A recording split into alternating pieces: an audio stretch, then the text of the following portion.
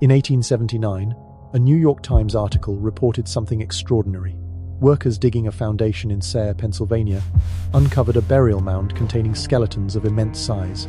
The skulls measured approximately 2 inches above the eyebrow, but here's where it gets strange. These weren't just large humans. The skulls bore distinct horn-like protrusions jutting from above the eyebrows. The estimated height of these beings, 7 feet tall, maybe more. The article stated that the bones were sent to the American Investigating Museum in Philadelphia, and then they vanished. No record, no display, no follow-up. Gone. This wasn't an isolated incident. It was part of a pattern that stretches across an entire century, involving hundreds of similar discoveries, all leading to the same institution, the Smithsonian. Between 1850 and 1950, American newspapers published hundreds of accounts about giant human skeletons being unearthed across the United States. Ohio, Minnesota, California, Nevada, Arizona, Wisconsin.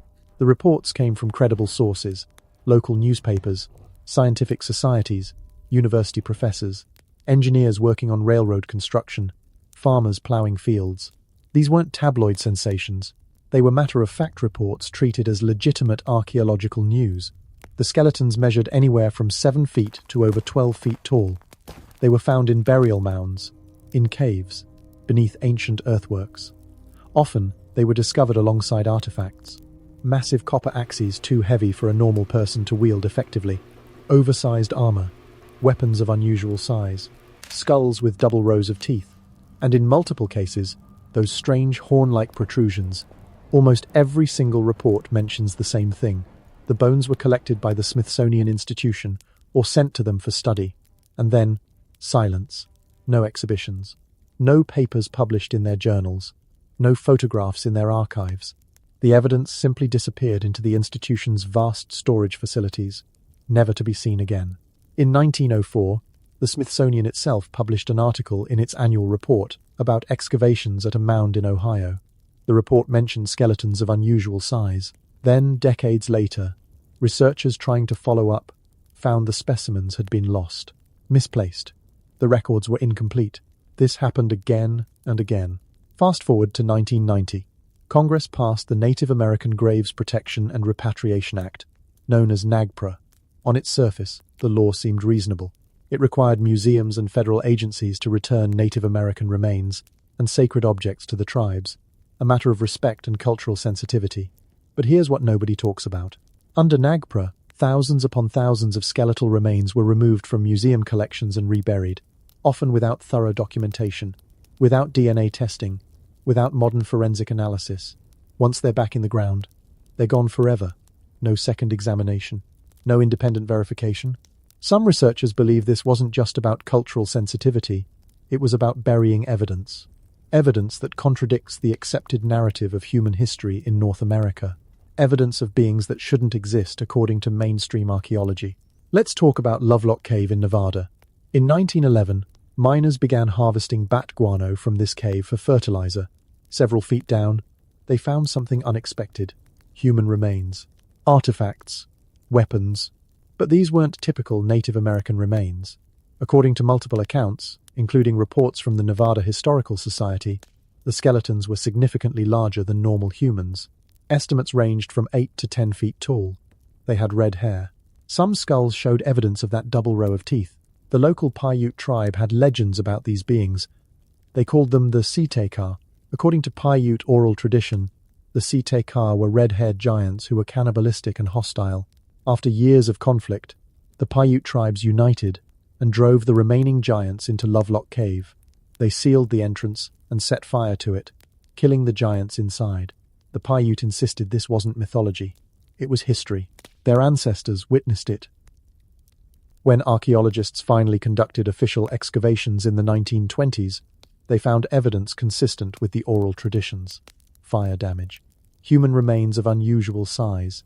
Red-haired mummies. Oversized sandals, measuring 15 inches long. But here's the problem. Most of the specimens from Lovelock Cave have disappeared. A few items remain in the Humboldt Museum in Nevada. A couple of skulls. Some artifacts. But the most compelling evidence, the largest skeletal remains, are gone. Reportedly sent to the Smithsonian. Never displayed. Never studied publicly.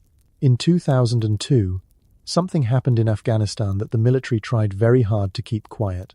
A squad of United States soldiers was on patrol in the Kandahar province when they lost radio contact. A search and rescue team was dispatched. What they found, according to multiple eyewitness accounts from soldiers who were there, was a scene of carnage, and standing among the bodies was something that shouldn't exist. A humanoid figure, roughly 12 to 15 feet tall, with red hair and 6 fingers on each hand. It was covered in animal skins. It carried a spear, and it was very much alive. The soldiers engaged. After a sustained firefight, they killed it. The body was immediately secured. A helicopter extracted it within hours. The soldiers were debriefed and told never to speak about what happened. But several of them did speak. Years later, under condition of anonymity, they described the same thing. A giant, red-haired, 6-fingered, matching descriptions from ancient texts and 19th century newspaper accounts. The military has never acknowledged this incident. There's no official record. No photographs have been released. But the soldiers who were there insist it happened. They described loading the body onto a flatbed. They described how heavy it was. They described how it smelled. These aren't the details of a fabricated story. These are the details of traumatized men trying to process something that shattered their understanding of reality. Now, why would the Smithsonian, an institution dedicated to preserving and studying history, systematically hide evidence of giants? Why would they collect hundreds of specimens and never display a single one? Why would they allow priceless archaeological evidence to simply disappear? One theory is that it threatens the established narrative.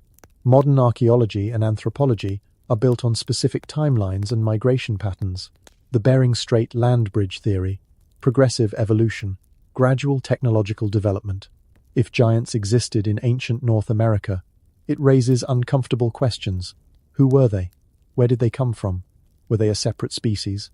Were they here before the Native Americans? Or were they the original inhabitants, with modern tribes descending from those who survived some ancient cataclysm? These questions undermine decades of academic work. Careers are built on the current model. Textbooks are written.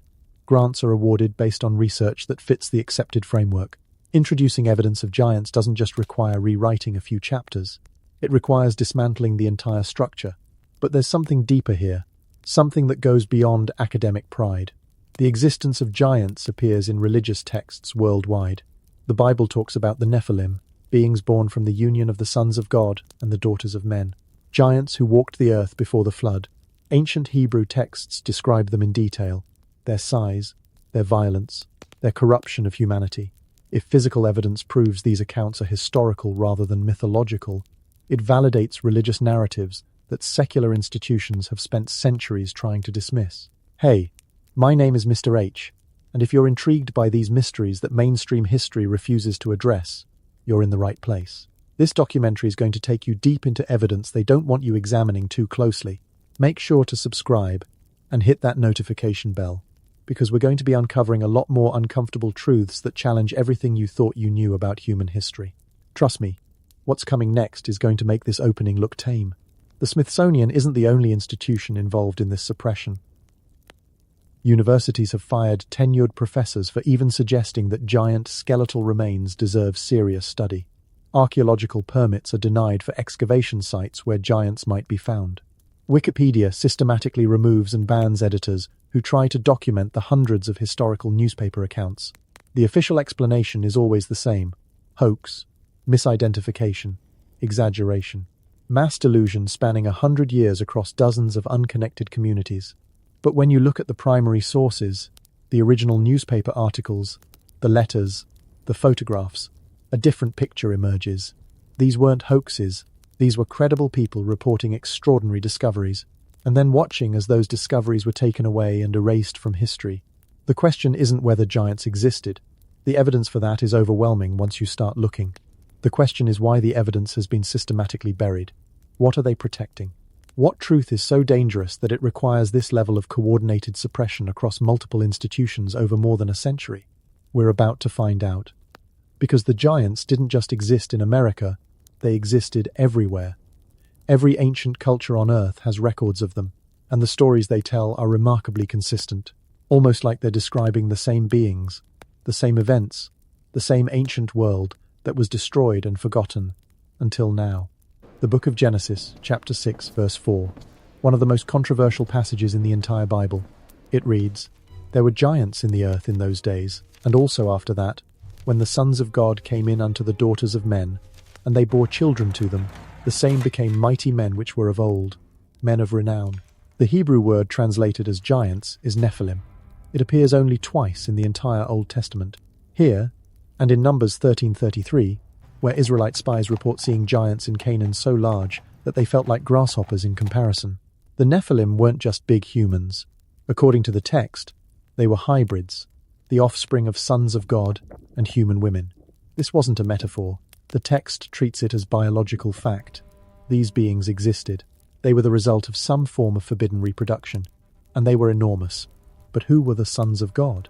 The Hebrew term is B'nai Elohim. In every other instance where this phrase appears in the Old Testament, it refers to divine beings, angels, members of God's heavenly council, not humans. The early Jewish scholars understood this. The Book of Enoch, written around 300 BC, and considered scripture by early Christians, provides extensive detail about this event. It names 200 angels called Watchers who descended to earth, took human wives, and produced giant offspring. These giants grew to 300 cubits tall. That's 450 feet if you take it literally. More likely, the number is symbolic, but the point is clear. These weren't just tall humans. They were something else entirely. The Watchers taught humanity forbidden knowledge, weapons manufacturing, cosmetics, astrology, metallurgy, sorcery. The giants consumed everything in sight. When they ran out of food, according to Enoch, they began eating humans. They corrupted all life on earth. This corruption, this genetic pollution, was the reason God sent the flood. Not to punish humanity for general wickedness, but to cleanse the earth of these hybrid abominations and start over with pure human genetics through Noah's family. Now, mainstream religious institutions today don't talk about the Nephilim. They're uncomfortable with this passage. It raises too many questions. Were these angels physical beings? Was there actual interbreeding? What does that mean for theology? So they gloss over it. They metaphorize it. They suggest it might mean sons of Seth married daughters of Cain, making it about righteous men marrying wicked women. But that interpretation doesn't match the text. It doesn't explain the giants. And it ignores the fact that every early Jewish and Christian scholar interpreted B'nai Elohim as angels, not humans. The Dead Sea Scrolls, discovered in 1947, include fragments of the Book of Giants. This was a text known to exist from historical references, but never found until those caves were excavated. The Book of Giants expands on the Enoch narrative.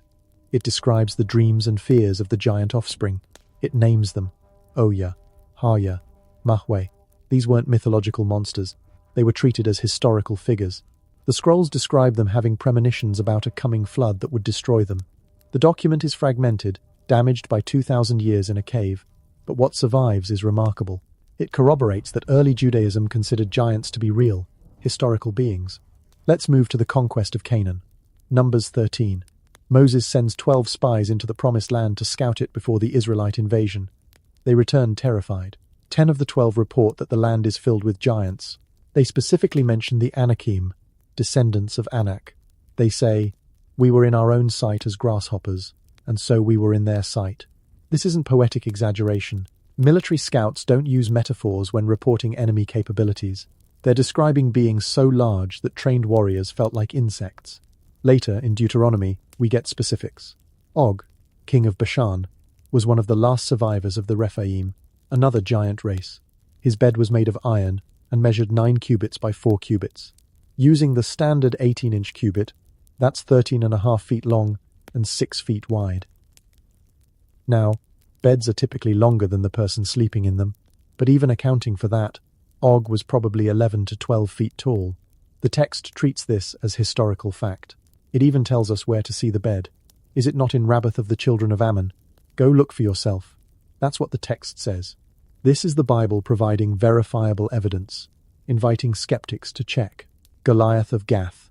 Everyone knows the story of David and Goliath. But what most people don't know is that Goliath wasn't an anomaly. He had brothers who were also giants. Second, Samuel 21 mentions 4 more giants from Gath who fought against Israel. One had 6 fingers on each hand and 6 toes on each foot, 24 digits total. This detail appears multiple times in the Bible, describing different giants. It's too specific and too consistent to be invented. It suggests a genetic marker, a trait that ran in these bloodlines. The Bible lists multiple giant races: the Rephaim, the Anakim, the Emim, the Zamzumim. Each is described as distinct peoples, not just tall individuals within normal populations. They occupied specific territories, they built cities, they waged wars, and gradually, they were wiped out by human tribes. By the time of King David, only scattered remnants remained. Goliath and his brothers were among the last. Here's where it gets really interesting. The Bible isn't the only ancient text describing giants. Every major ancient civilization has them, and the descriptions are remarkably similar. Greek mythology centers around the Titans. These were beings of enormous size and power who ruled before the Olympian gods. The war between the Titans and the Olympians, called the Titanomachy, is described in Hesiod's Theogony, written around 700 B.C. The Titans weren't just powerful gods, they were giants, enormous beings who could hurl mountains, reshape continents, and battle for years without tiring. After their defeat, they were imprisoned in Tartarus, deep beneath the earth. But the Greeks didn't treat this as pure fantasy. They pointed to megalithic ruins and said, the giants built those. They found enormous bones, which they believed were remains of the Titans. To them, this was history, not myth. Norse mythology has the Jotnar, usually translated as giants. These beings existed before the gods and were in constant conflict with them. The Jotnar weren't just large, they were a different species. They lived in Jotunheim, their own realm separate from the world of humans and gods. The Norse tales describe them as ancient, powerful, and ultimately doomed. Ragnarok, the end of the world in Norse belief, involves a final battle where giants return and destroy everything. Sound familiar? It's the same pattern as the biblical flood. Giants corrupt the world. A cataclysm destroys them. A new age begins. The Aztecs had the Kinametsin. According to Aztec legend, these were the inhabitants of the world during the previous age, before the current Sunday. They were massive beings who built great cities. When Spanish conquistadors asked the Aztecs who constructed the enormous pyramids at Teotihuacan, the Aztecs said they didn't know. Those were built by the Kinametsin in a previous age. The pyramids were already ancient ruins when the Aztecs arrived, and they attributed them to giants because that's what their historical traditions told them. Hindu sacred texts, the Vedas and Puranas, describe the Daityas and Danavas. These were races of giants who warred against the gods. The epic Mahabharata includes detailed accounts of battles involving these beings. They're described as technologically advanced, possessing flying vehicles called vimanas and devastating weapons. The descriptions of these weapons sound disturbingly like nuclear devices. Cities destroyed in an instant by a single blast. Survivors suffering from what sounds like radiation poisoning, their hair and nails falling out. Were the ancient Indians describing a prehistoric nuclear war between humans and giants? The radioactive ruins at Mohenjo-Daro suggest something catastrophic happened there that mainstream archaeology can't explain. When Ferdinand Magellan circumnavigated the globe in 1520, his expedition encountered the Tehuelche people in what's now Argentina. Magellan's chronicler, Antonio Pigafetta, wrote detailed accounts of these encounters. He described the natives as giants, so tall that the Europeans' heads barely reached their waists. He estimated their height at 10 to 12 feet. He described their enormous footprints in the sand. Magellan called the region Patagonia, possibly from the Spanish word patagon, meaning large foot. Now, skeptics claim Pigafetta exaggerated, but he was a careful chronicler who documented everything else about the voyage with reasonable accuracy. Why would he fabricate only this detail? Later European expeditions to the same region reported the same thing. Francis Drake's expedition in 1578. Lord Byron's voyage in 1764. Multiple independent sources, separated by centuries, describing giants in Patagonia. Were they all lying? All exaggerating in exactly the same way? The Maori of New Zealand have detailed oral histories about fighting giants when they first arrived on the islands. Every Australian Aboriginal tribe has stories of giants who inhabited the land before them. The Native American tribes, as we discussed earlier, universally describe conflicts with giant races. The Cherokee talked about the moon-eyed people. The Comanche had stories about red-haired giants. The Paiute described the Sita-Ka. This is the critical point. We're not talking about one culture's mythology. We're talking about dozens of unconnected civilizations, separated by vast oceans and thousands of years, all describing the same thing. Giants who existed in an earlier age. giants who were eventually destroyed or driven to extinction, giants who left behind massive structures that later humans couldn't replicate. Anthropologists explain this away as universal archetype. They claim every culture invents giant stories because finding large animal bones makes people imagine huge humans. But that doesn't explain the specificity. It doesn't explain why the giants in biblical texts have 6 fingers, and why newspapers in 1800s Pennsylvania reported finding giant skeletons with 6 fingers. It doesn't explain why the Bible describes giants with double rows of teeth, and why multiple American archaeological reports from the 19th century describe finding skulls with double rows of teeth. It doesn't explain why the Bible mentions red-haired giants, and why the Paiute describe red-haired giants, and why the giant reportedly killed in Afghanistan had red hair. These aren't vague similarities. These are specific, detailed correlations across cultures that never had contact. The most rational explanation isn't universal archetype, it's universal memory. These cultures are remembering the same events, the same beings, the same prehistoric world where giants walked the earth alongside humans. The Book of Jubilees, another ancient Jewish text, provides a timeline. It states that the giants were born and grew powerful in the generations before the flood. After the flood, some of their spirits remained on earth as demons, but their physical forms were destroyed. However, the genetic corruption survived through Noah's son Ham, specifically through his son Canaan. This is why, according to the text, giants reappeared in Canaan centuries later. The Nephilim gene was dormant but not eliminated. It reasserted itself in certain bloodlines. This explains why the Israelites encountered giants when conquering Canaan. It explains why these giant races were clustered in specific regions rather than scattered randomly. It was genetic. Bloodlines. Families that carried whatever made the Nephilim giants. Modern science has actually discovered something fascinating that relates to this. We know that humans interbred with Neanderthals and Denisovans. These were separate hominid species. Their DNA is still in us. The Denisovans, in particular, are mysterious.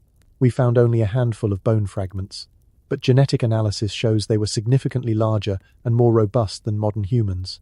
Melanesian and Aboriginal Australian populations carry substantial Denisovan DNA, more than any other human groups, and these are populations whose ancestors told stories about giants. What if the Denisovans weren't the giants themselves?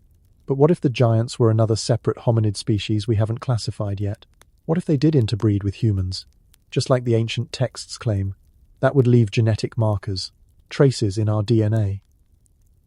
Traits that occasionally reassert themselves: gigantism, polydactyly, which is the 6 fingers and toes, hypodontia, the double rows of teeth. These conditions exist. They're rare, but they're real. Medical science treats them as random mutations. But what if they're not mutations at all? What if they're atavisms, ancient genes switching back on? The texts aren't mythology. They're records, imperfect, filtered through cultural lenses and thousands of years of retelling, but fundamentally based on real events.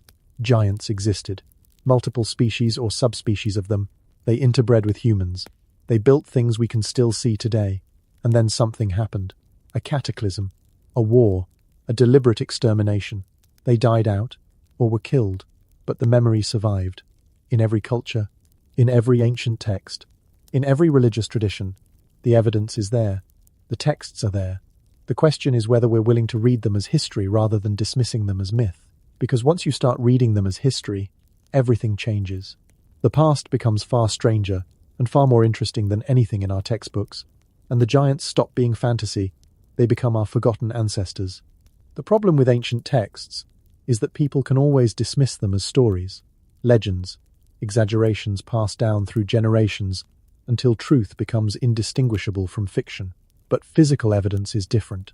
You can't explain away a 12-foot skeleton. You can't dismiss a skull with horns as metaphor. Either these things existed, or someone went to extraordinary lengths to fake them across multiple continents over multiple centuries. And if they're fake, where are the debunkings? Where are the detailed forensic analyses proving fraud? They don't exist, because the evidence was never debunked.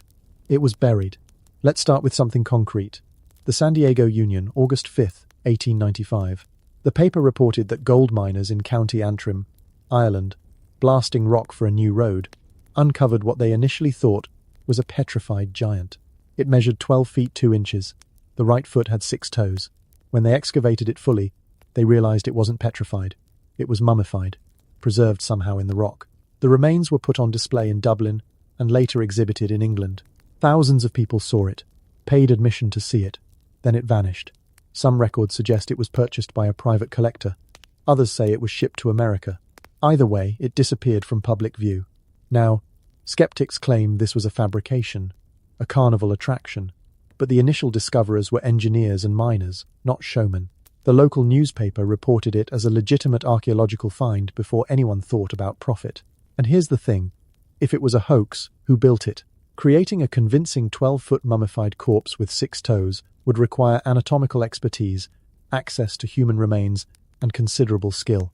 In 1895, rural Ireland. For what purpose? To fool some miners before there was even a plan to exhibit it? The hoax explanation requires more suspension of disbelief than just accepting what was reported. 1895 was a busy year for giant discoveries. The New York Times, May 4th, reported that Professor Thomas Wilson of the Smithsonian was investigating a burial mound in West Virginia. Inside, they found multiple skeletons over 7 feet tall, with distinctly unhuman features. The skulls were compressed, not artificially, but naturally formed in a way that didn't match Homo sapiens' morphology. The femurs were disproportionately long. The jaw structure was massive, with evidence of that double row of teeth in at least 2 specimens. Professor Wilson documented everything. Photographs were taken, measurements recorded. The bones were carefully packed and shipped to Washington, D.C. The Smithsonian acknowledged receipt, and then nothing. No report was ever published.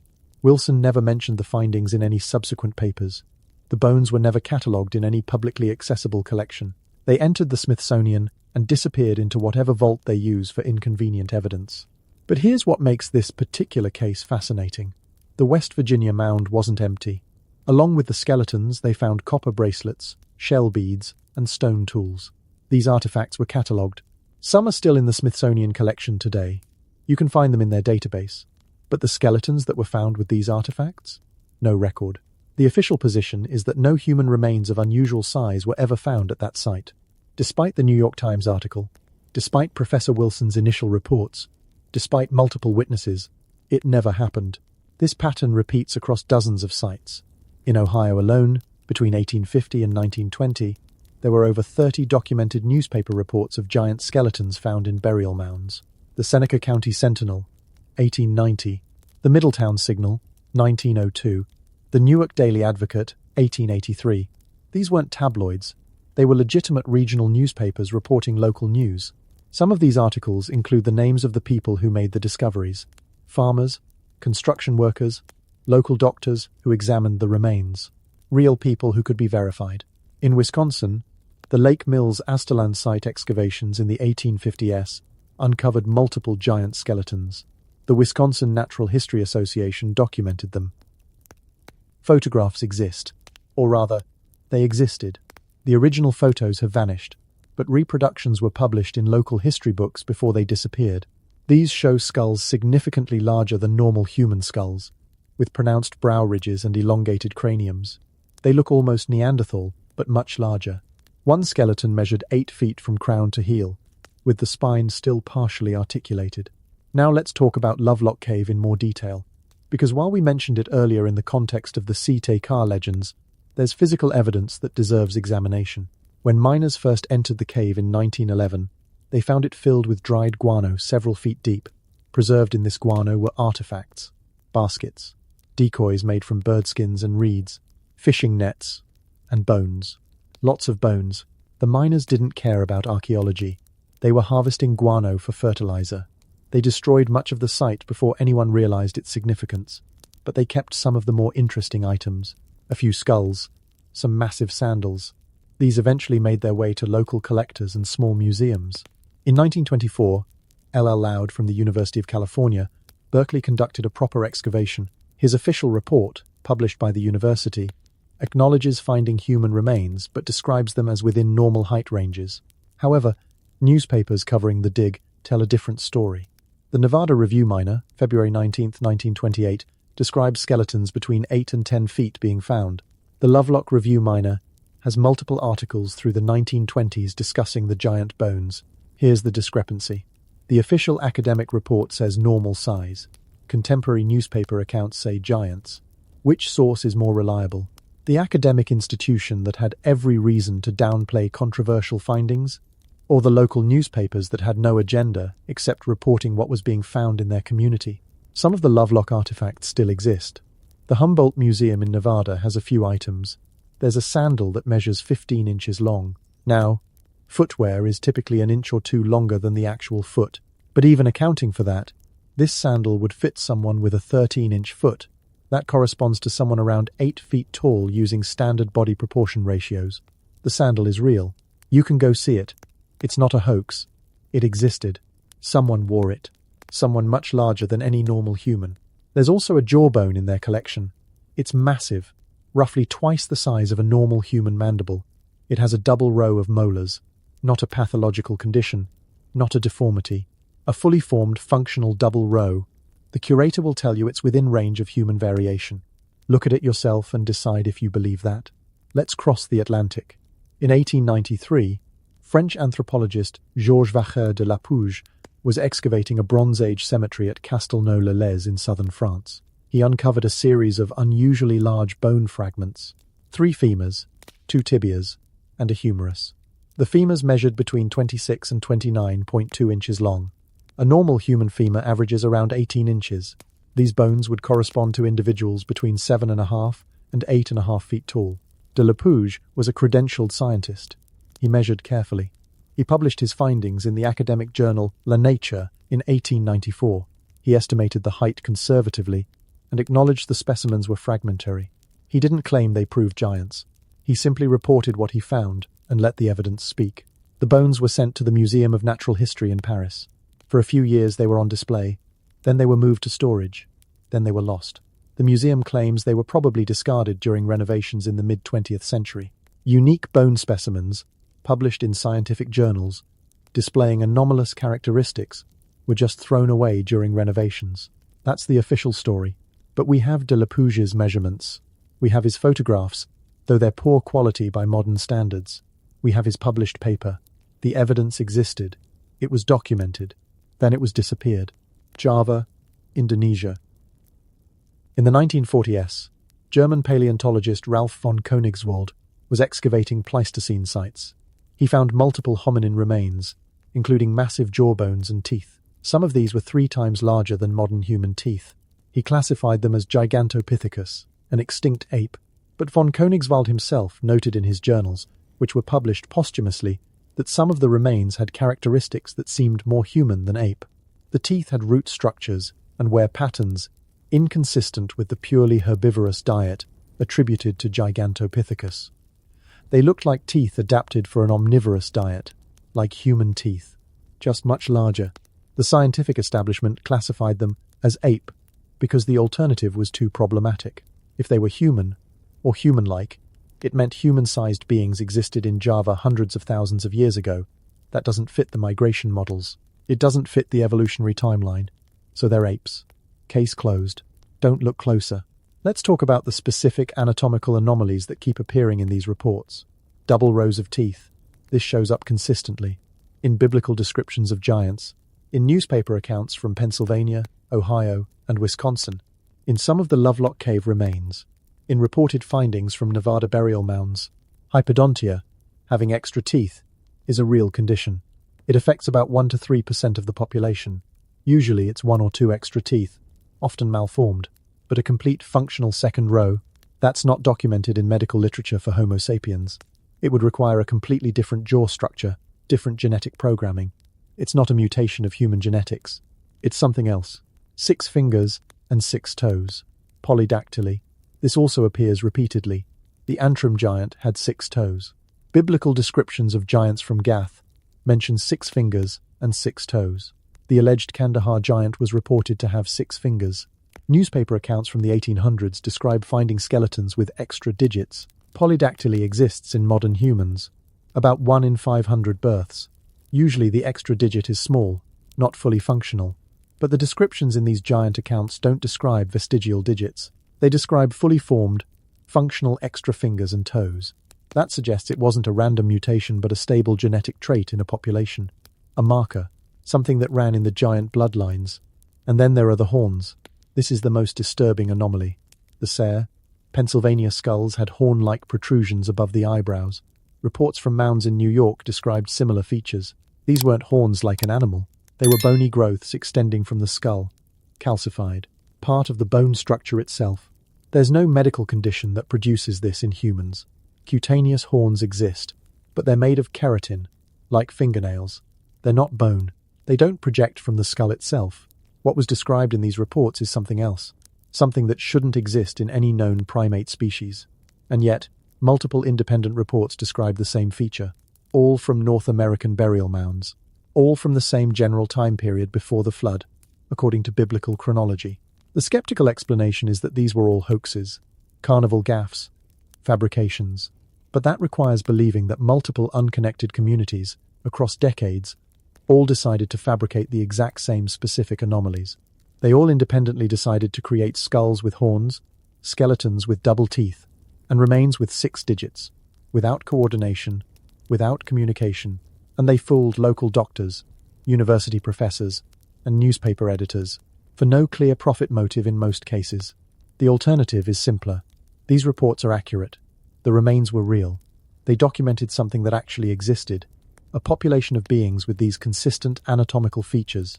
And when those remains were collected by institutions like the Smithsonian, they were hidden because they couldn't be explained within the accepted framework of human evolution and history.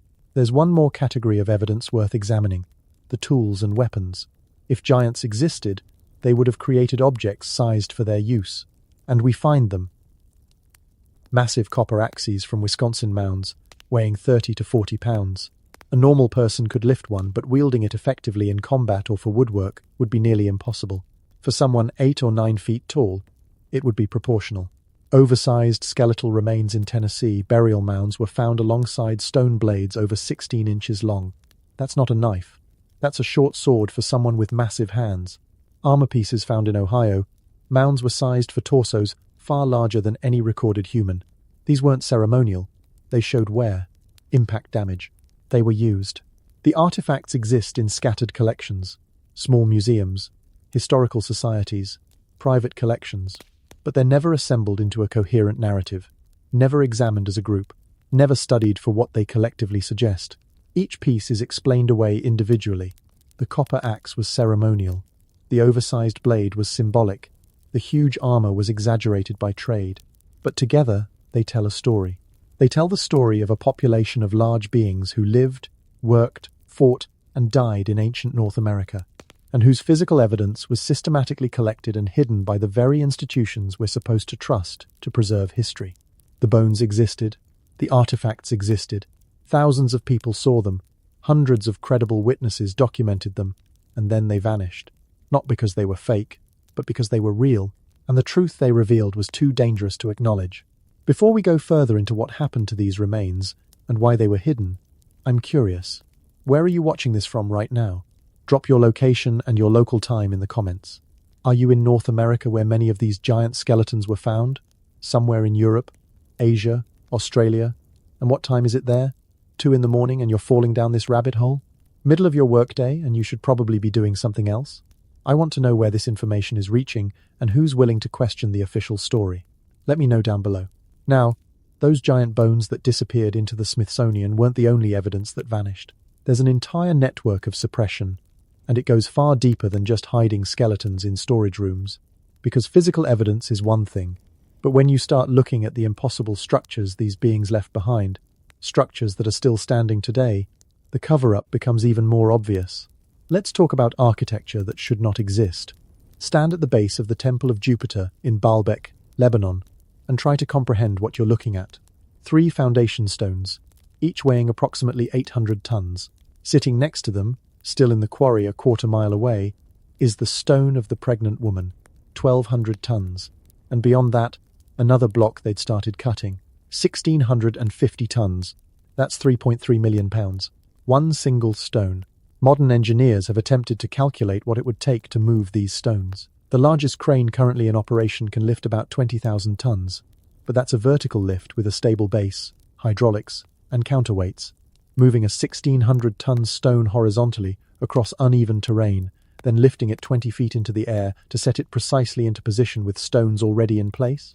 We don't have equipment that could do that. Not today. Not with all our technology. The standard archaeological explanation is that they used rollers, ropes, and thousands of workers. Except the math doesn't work. Engineers have done the calculations. To move a 1,200-ton stone on rollers requires a perfectly flat, reinforced surface, or the rollers sink into the ground. You'd need thousands of men pulling in perfect synchronization. Any variation in force distribution and the ropes snap or the rollers shatter. And that's just moving it horizontally.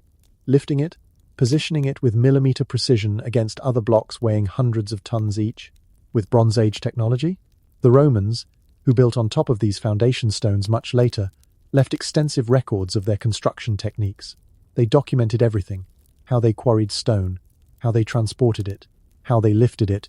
The largest stones they moved weighed around 300 tons, and those projects took years with specialized equipment they explicitly described. Yet these foundation stones at Baalbek are 3 to 5 times heavier than anything the Romans ever attempted. And the Romans, who love taking credit for impressive engineering, never claimed to have built this foundation. They knew they couldn't. They built their temple on top of it and called the foundation pre-existing. Pre-existing. Built by who? The Roman historians didn't know. Local tradition said Cain built it, the Cain from Genesis, as a refuge from God's wrath after killing Abel. Another tradition said Nimrod built it. Another said giants. The people living there had no memory of human construction, only legends of beings from before the flood. Here's what makes Baalbek truly inexplicable. The stones aren't just massive, they're precisely cut and fitted. The joints between them are so tight you can't insert a razor blade. There are no mortar, no binding agents, just stone on stone, held by weight and precision. The surfaces are perfectly smooth, not roughly hewn and then smoothed. Smooth from the quarry. That level of precision cutting on 800-ton blocks? With copper or bronze tools, which were the hardest metals available when this was supposedly built. Try this experiment. Get a piece of limestone, use a copper chisel, and try to cut it into a perfectly rectangular block. Now imagine that block weighs as much as 100 blue whales, and you need to make 3 of them, identically sized, with surfaces so flat and smooth they fit together seamlessly. How long would that take? How many copper chisels would you go through? How would you measure and verify perfect 90-degree angles on stones that size? Modern laser measurement is the only way we can verify the precision exists. How did they verify it when cutting? They didn't, because humans didn't build the foundation at Baalbek. The foundation was already there, already ancient, when humans arrived and built on top of it. The Romans knew this. That's why they left it alone and built smaller structures on top. They were building on the ruins of a previous civilization. A civilization capable of engineering that makes our modern capabilities look primitive. Travel to Peru, to the Sacred Valley, to a site called Ollantaytambo, 9,000 feet above sea level in the Andes Mountains. On the side of a cliff, enormous blocks of red granite are fitted together with the same impossible precision. Perfectly smooth surfaces, joints so tight water can't penetrate, no mortar. Some of these blocks weigh over 50 tons. The granite came from a quarry on the other side of the valley. That means they cut these massive stones, transported them several miles across a river and up a mountain, then lifted them hundreds of feet up a cliff face, and positioned them with millimeter accuracy. At 9,000 feet altitude, where oxygen is thin and physical labor is exponentially more difficult than at sea level. The Inca, who occupied this site when the Spanish arrived, said they didn't build it. When asked who did, they pointed to the older sections and said it was built by the gods in a previous age. The Inca built on top of it, adding their own constructions, which are obvious because they're cruder, smaller stones, less precision. You can see the difference. 2 different construction techniques, 2 different levels of capability. The older sections aren't just better built. They're built using techniques the Inca didn't possess. And here's something that should be impossible. Some of the stones at Ollantaytambo have knobs protruding from them. Not decorative, functional. These knobs have rope wear. You can see the grooves where ropes rubbed against them during transport. But here's the problem. The knobs are part of the stone, not attached, not carved separately and fitted. The entire block, weighing tons, was carved from a single piece of granite, with these knobs left protruding in specific locations for rigging. That requires planning the extraction and transportation method before you even cut the stone from the quarry. It requires knowing exactly how you're going to move it, at what angles, with what forces applied. Modern engineers do this with computer modeling and stress analysis software. Whoever built Ollantaytambo did it without any of that. They understood the physics intuitively, or they were strong enough that physics didn't matter the same way. Look at the angles on some of these blocks. They're not rectangular. Some are polygonal with multiple faces, each face perfectly flat and meeting adjacent blocks at precise angles. Why? Rectangles are easier to cut and stack. These complex shapes require far more work, far more precision. Unless the beings doing the cutting were so strong and skilled that complexity didn't matter, they could manipulate these massive stones like we manipulate Lego blocks, shape them to fit any space, any angle, because they weren't limited by human constraints. Easter Island, Rapa Nui. In the middle of the Pacific Ocean, one of the most remote inhabited places on Earth, 900 carved stone heads, called moai, scattered across the island. The largest one successfully erected weighs 82 tons and stands 33 feet tall. The largest one ever carved, abandoned in the quarry, would have weighed close to 200 tons and stood over 60 feet tall. The statues are carved from compressed volcanic ash at a quarry on one side of the island. Then they were transported, some of them over 14 miles, to various coastal locations. Then they were erected on platforms called ahu. Some of these platforms have individual stones weighing 80 to 90 tons. The islanders told Dutch explorers in 1722 that their ancestors made the statues walk to their locations. Not pulled, not rolled, walked. Modern archaeologists dismiss this as mythology. They've done experiments showing you can walk the statues by rocking them side to side while pulling with ropes. Except those experiments use small replicas, rarely over 10 tons, on flat ground, and they break frequently. Scale that up to 80 tons. Add uneven terrain. Add the need to transport hundreds of them without breaking any. The experiments don't prove feasibility. They prove how difficult it would be. But more problematic is the question nobody wants to address. Why? The island has limited resources, limited food, a small population. Why would they dedicate enormous amounts of labor and resources to carving and moving hundreds of massive statues? What was the purpose? The archaeological explanation is ancestor worship and tribal competition. Except the statues were all carved in a relatively short time period, maybe 200 to 300 years. All the tribes on the island were simultaneously seized by the same compulsion at the same time, creating identical styles with identical techniques. Or the statues predate the Polynesian arrival. The Polynesians found them already there, already erected. That's why they said the ancestors made them walk. Not their ancestors, the ancestors, the previous inhabitants, the ones who came before. The ones local legends say were much larger and much stronger. Göbekli Tepe, in Turkey. This site rewrites everything we thought we knew about prehistoric humans. The oldest sections date to around 11,600 years ago. That's before agriculture, before pottery, before metal tools. We're told that humans at this time were hunter-gatherers living in small nomadic bands. Yet Göbekli Tepe has massive T-shaped pillars carved from limestone, some weighing over 20 tons, arranged in circular complexes with carved reliefs of animals. There are at least 20 of these circular structures identified. Most are still unexcavated. Who built this? The standard archaeological answer is the hunter-gatherers did it. They somehow organized large labor forces, quarried and moved 20-ton stones, carved intricate reliefs, built sophisticated structures with astronomical alignments, and then buried the entire complex deliberately, while still hunting and gathering for food, with stone tools, no written language, no apparent social hierarchy complex enough to organize such projects. Or there was a civilization before the hunter-gatherers, a civilization with the organization, knowledge, and possibly physical capability to build Göbekli Tepe.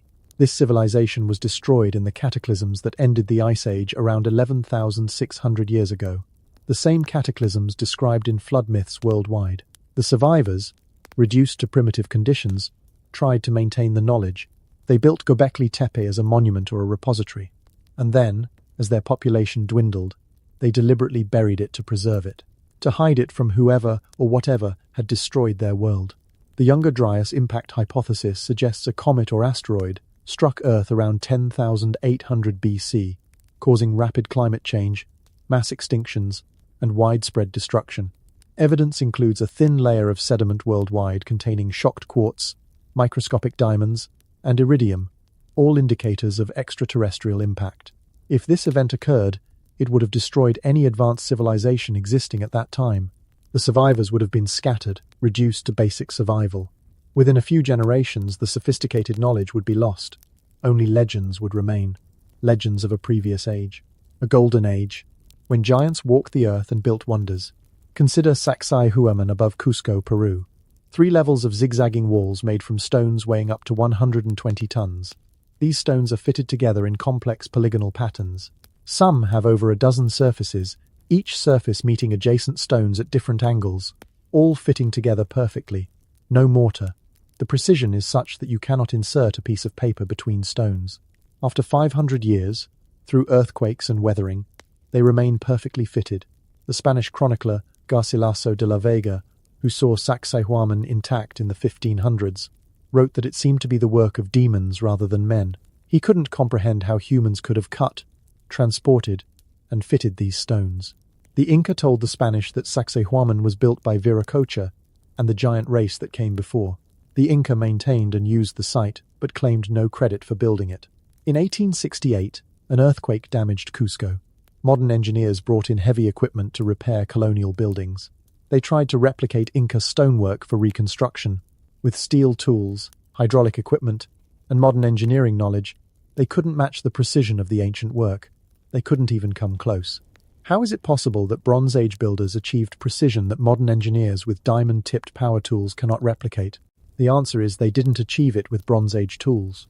The precision work at Sacsayhuaman, Ollantaytambo, Baalbek, Easter Island, and Göbekli Tepe represents a technology or capability we don't have and don't understand. It might have been advanced tools we haven't discovered.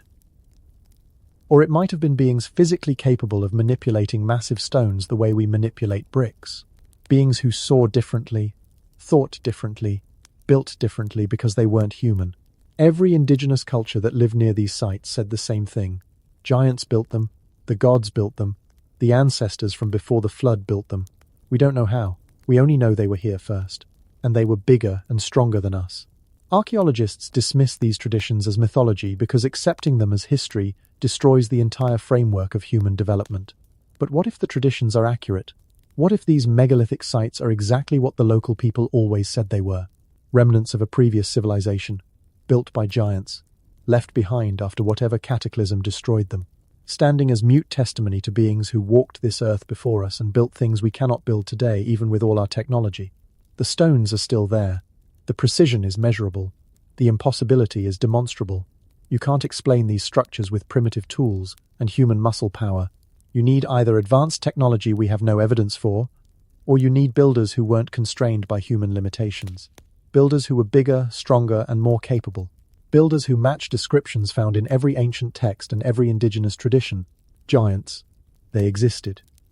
And they built things that still stand today, challenging us to explain them. We can't. So we make up stories about thousands of workers and copper tools and determination. But the stones know the truth. They're too heavy, too precisely cut, too perfectly fitted for humans to have created them. They were built by something else, someone else. And until we're honest about that, we'll never understand our own past. What if the giants weren't natural? What if they were created, designed, engineered? What if the ancient texts describing the sons of God coming down and mixing with human women aren't describing romance or lust, but something far more calculated? A breeding program, genetic manipulation, the creation of a hybrid workforce or warrior class. It sounds like science fiction, except the texts describe it in clinical detail, and the physical evidence suggests it actually happened. Let's go back to Sumer, the cradle of civilization, the place where written history begins. Around 3200 BC, the Sumerians suddenly developed writing, mathematics, astronomy, law codes, and sophisticated agriculture. Not gradually, suddenly. Within a couple of generations, they went from scattered villages to complex city-states with ziggurat temples and advanced irrigation systems. That's not how cultural evolution works. Skills develop slowly over centuries, unless someone taught them, unless knowledge was transferred from an outside source. The Sumerian texts are explicit about this. They credit their knowledge to the Anunnaki. The name literally translates to those who from heaven came, not metaphorical heaven, the sky. They came from the sky. The texts describe these beings in physical terms. They ate, they drank, they had children with human women. They weren't spirits or abstractions. They were corporeal entities with biological needs and capabilities. The Sumerian king list, one of the oldest historical documents we have, lists kings who ruled for thousands of years before the flood. These aren't symbolic numbers. The text treats them as literal rains. After the flood, the lifespans drop dramatically, eventually reaching normal human ranges. Why? What changed? The Nephilim interpretation suggests that pre-flood humans had genetic advantages from mixing with the Anunnaki. Longer lifespans, greater size, enhanced abilities. Post-flood, as that genetic influence was diluted through successive generations, those traits faded. The Mesopotamian creation text, the Enuma Elish, describes the god Enki mixing his blood with clay to create humans. Not spiritually, physically. Blood contains DNA. This text, written thousands of years before anyone understood genetics, describes what sounds like genetic engineering. Taking DNA from one species, combining it with material from Earth, and creating a hybrid being. Why would ancient people describe creation in these terms, unless they were recording something they'd been told or witnessed? The Epic of Gilgamesh says, Gilgamesh was 2/3 god and 1/3 human. That's a genetic ratio, not a metaphor, not divine favor. A literal description of mixed ancestry. Gilgamesh was described as enormously tall and impossibly strong. He could wrestle lions. He could tear down city gates.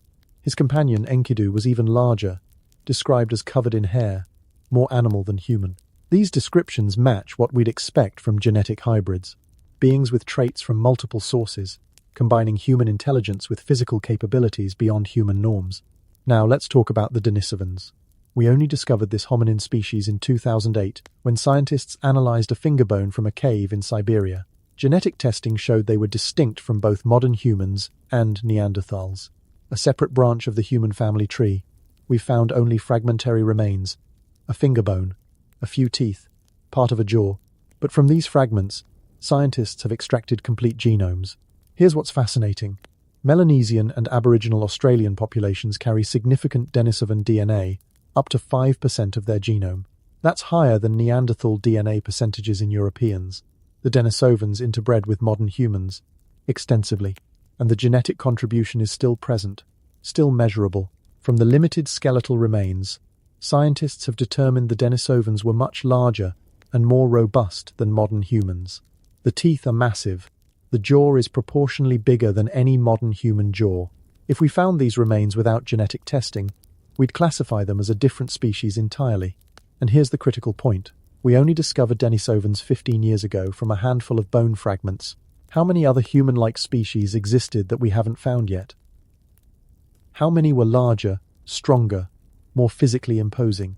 And how many of those interbred with humans, leaving genetic traces that occasionally resurface? Gigantism exists. Acromegaly exists. These are medical conditions caused by growth hormone disorders. Robert Wadlow, the tallest verified human in history, reached 8 feet 11 inches before dying at age 22. His condition was caused by a pituitary tumor. But what if gigantism isn't always a disorder? What if it's sometimes an atavism, an ancient gene switching back on? A throwback to ancestors who were normally that size. Polydactyly, having extra fingers or toes, affects about 0.1% of births. Usually it's one extra digit, often partially formed. But in some cases, the extra digit is fully functional, with bones, joints, and normal nerve connections. Genetically, it's a dominant trait. If one parent has it, there's a 50% chance each child inherits it. In isolated populations where polydactyly appears, it can become common within a few generations. The Vodoma people in Zimbabwe have high rates of ectrodactyly, a related condition where the middle toes are absent, leaving only 2 large outer toes. They call themselves the ostrich people. The trait has become so common it's considered normal in their community. Now imagine a population where 6 fingers and 6 toes was the standard, not a mutation. The baseline. That population interbreeds with 5-fingered humans. Over generations, the 6-fingered gene becomes recessive, appearing only occasionally. But it's still in the gene pool, still present, waiting. And when it expresses, we call it a birth defect. But what if it's not a defect at all? What if it's evidence of our giant ancestry? Hypodontia, having extra teeth, follows similar patterns. About 3% of the population has supernumerary teeth, usually 1 or 2 extra teeth in random locations. But there are documented cases of complete duplicate dentition, full extra rows. These cases are rare enough to be published in medical journals, but they exist. The genetic programming for duplicate teeth is in human DNA. It's dormant in most people, active in some. Why would humans have genetic coding for duplicate teeth if we never needed them? Unless that coding came from ancestors who did have them. Who needed them? Giants with enormous jaws and the physical size to support that extra dentition. Let's look at the elongated skulls of Paracas, Peru. Over 300 skulls with extreme cranial elongation have been found at this site. The standard archaeological explanation is cranial binding. Many ancient cultures practiced deliberate skull shaping by wrapping infant heads. The pressure deforms the skull as it grows, creating an elongated shape. This is documented. It happened. But here's the problem with the Paracas skulls. They're not just elongated, they're bigger.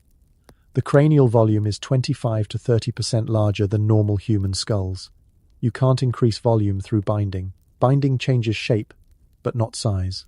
You're working with the same amount of bone. These skulls have more bone, more mass, larger brain cavities. Some of the Paracas skulls have only one parietal plate instead of two. Normal human skulls have a sagittal suture running along the top, where the two parietal bones meet. Some Paracas skulls lack this suture entirely, one continuous bone plate across the top of the skull. That's not a variation of human anatomy. That's a different skeletal structure. Different species, different subspecies, or hybrid beings with traits from both human and non-human ancestors? DNA testing was conducted on some Paracas skulls. The results have been controversial and disputed, but the initial findings suggested mitochondrial DNA mutations not found in any known human haplogroups. Not European, not Asian, not Native American, not African, something else. The researchers who conducted the tests faced immediate backlash. Their findings were dismissed without replication studies. The academic community circled wagons and declared the results contaminated or misinterpreted. But no one has funded follow-up testing. No one wants to know what those skulls really are. Because if they're not human, everything changes. The Rh-negative blood type is another genetic mystery. About 15% of people worldwide are Rh-negative. The trait is recessive, requiring both parents to carry the gene. H-positive is dominant, matching the rhesus monkey protein that gives the blood type its name. H-negative blood lacks this protein entirely. Where did this trait originate? Every other primate is Rh-positive. Every mammal is Rh-positive. Rh-negative appears only in humans, and it causes complications. Rh-negative mothers carrying Rh-positive babies develop antibodies that attack the fetus. Without medical intervention, these pregnancies often fail. From an evolutionary standpoint, a trait that reduces reproductive success should disappear. Yet Rh-negative persists. It's more common in Basque populations, reaching 30%. The Basques are genetic outliers in other ways too. Their language is unrelated to any other language family. Their DNA shows unique markers, almost like they're remnants of a different population, a population that wasn't entirely human. What if Rh-negative blood is genetic evidence of hybridization? Proof that humans mixed with beings who didn't have the rhesus protein because they weren't primates, because they weren't from Earth. The Book of Enoch says the Watchers came down and took human wives. What if came down is literal? What if the sons of God were extraterrestrial beings who genetically engineered humans or interbred with them, leaving genetic markers that still persist? Ancient astronaut theory suggests exactly this. The Anunnaki weren't gods. They were advanced extraterrestrials who came to Earth, possibly for resources like gold, which is mentioned repeatedly in Sumerian texts as something the Anunnaki valued. They needed workers, so they either genetically engineered humans by modifying existing primates, or they created hybrids by mixing their own genetics with native humans. These hybrids were the Nephilim, large, strong, long-lived, perfect workers or soldiers. But something went wrong. The hybrids became too numerous, too violent. They began consuming resources faster than they could be replenished. They became a threat, so the Anunnaki made a decision. Wipe them out. The flood wasn't natural. It was deliberate genocide, exterminating a failed experiment. This sounds wild, but it explains things the standard model doesn't. It explains why humans suddenly developed agriculture, writing, and civilization in multiple locations simultaneously around 10,000 years ago. We were taught. It explains megalithic construction. The Anunnaki, or their hybrid offspring, built those structures. It explains giant skeletons with anomalous features. They're the remains of the hybrids. It explains ancient texts describing flying vehicles, advanced weapons, and beings from the sky. They're historical records, not mythology. The Vimanas described in Hindu texts weren't metaphors. They were craft.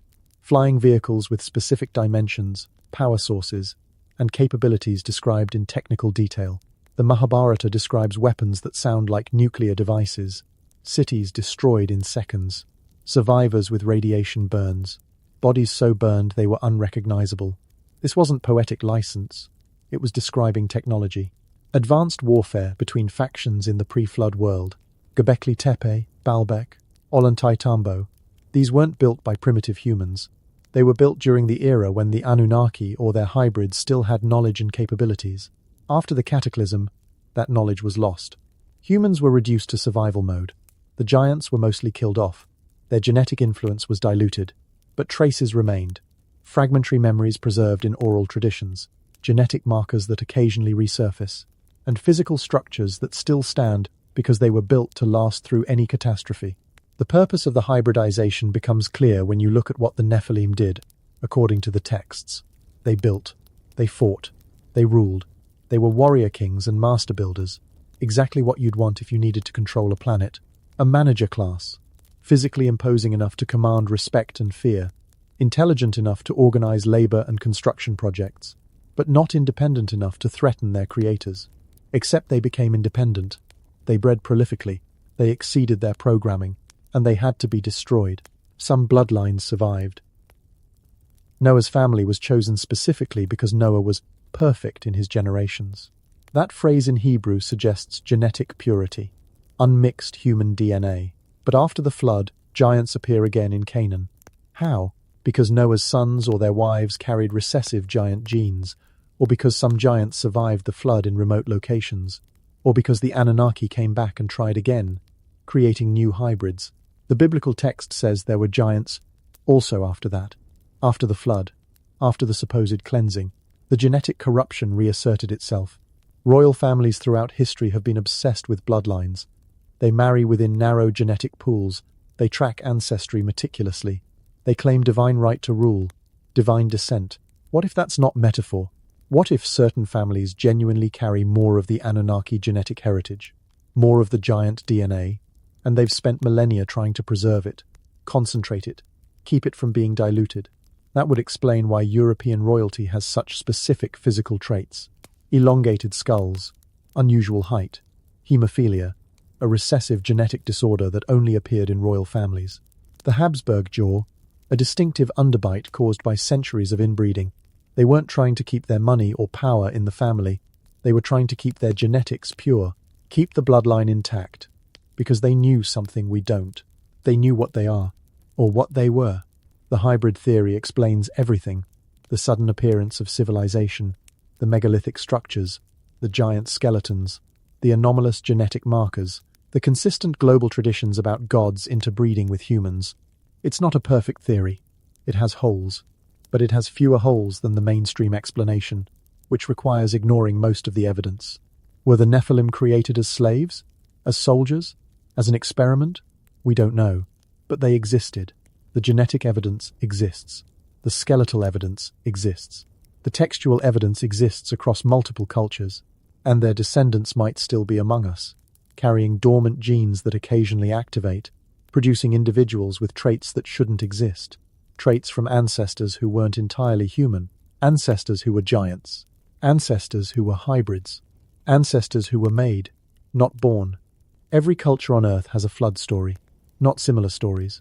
The same story, a catastrophic deluge that destroyed the world, a chosen family that survived, animals saved in pairs or groups, a boat or ark, the waters receding, birds sent out to find land, humanity starting over. The details vary slightly, but the core narrative is identical across more than 270 distinct cultural traditions. These cultures had no contact with each other. The Aboriginal Australians never met the Sumerians.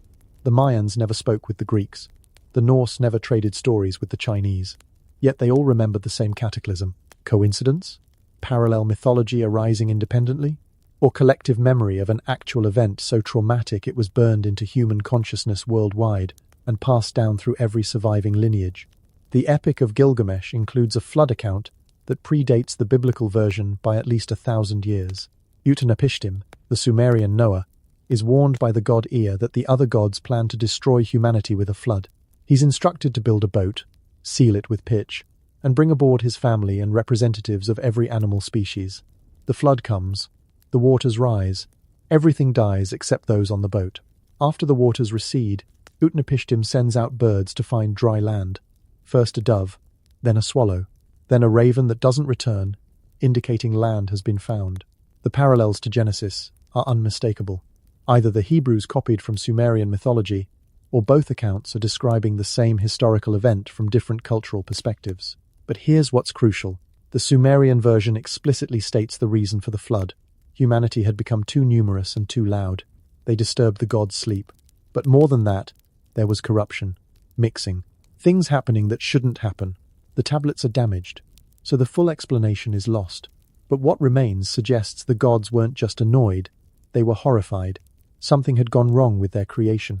Something needed to be erased completely. The biblical account is more explicit. Genesis chapter 6 gives the reason. The sons of God saw that the daughters of men were beautiful and took them as wives. Their offspring were the Nephilim, giants who became mighty warriors and men of renown. Then verse 5. The Lord saw that the wickedness of man was great in the earth, and that every intent of the thoughts of his heart was only evil continually. And verse 11 adds, the earth was corrupt before God, and the earth was filled with violence. The word translated as corrupt in Hebrew is shachath. It means destroyed, ruined, or spoiled, not morally corrupt, physically corrupted, contaminated. The genetic integrity of creation had been compromised. Humans had interbred with the Nephilim. Animals had somehow been corrupted too, which is why God specifies that Noah should bring animals that are clean, meaning genetically pure.